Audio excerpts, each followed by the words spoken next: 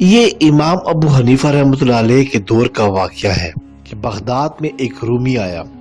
اس نے خلیفہ سے آ کر عرض کیا، میرے یہ 3 سوال ہیں، اگر آپ کی سلطنت میں کوئی موجود ہے تو میرے ان سوالوں کا جواب دے۔ خلیفہ نے اعلان کر دیا، سب علماء جمع ہوئے۔ امام ابو حنیفہ رحمۃ اللہ بھی تشریف لائے۔ رومی منبر پر چڑھا اور اس نے سوال کیے، پہلا، بتاؤ خدا سے پہلے کون تھا؟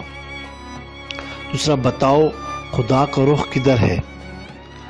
اور تیسرا، اس وقت خدا کیا کر رہا ہے؟ یہ سن کر سب خاموش ہو گئے، کسی کے پاس بھی جواب نہیں تھا۔ خلیفہ بھی پریشان ہو گئے۔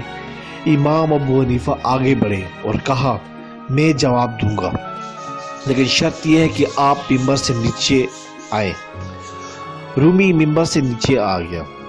امام صاحب ممبر پر جا بیٹھے اور سوال دہرانے کو فرمایا۔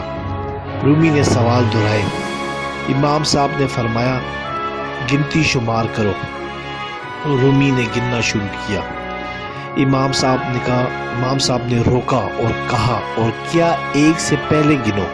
رومی نے کہا کہ 1 سے پہلے کوئی گنتی نہیں۔ تو امام صاحب نے فرمایا، تو خدا سے پہلے بھی کوئی نہیں ہے۔ اور دوسرے سوال کا جواب یہ ہے، امام ابو حنیفہ نے ایک شمع روشن کی اور فرمایا کہ اس کا رخ کدھر ہے؟ رومی نے کہا، سب کی طرف۔ امام صاحب رحمۃ اللہ علیہ نے فرمایا کہ اللہ کا رخ بھی سب طرف ہے۔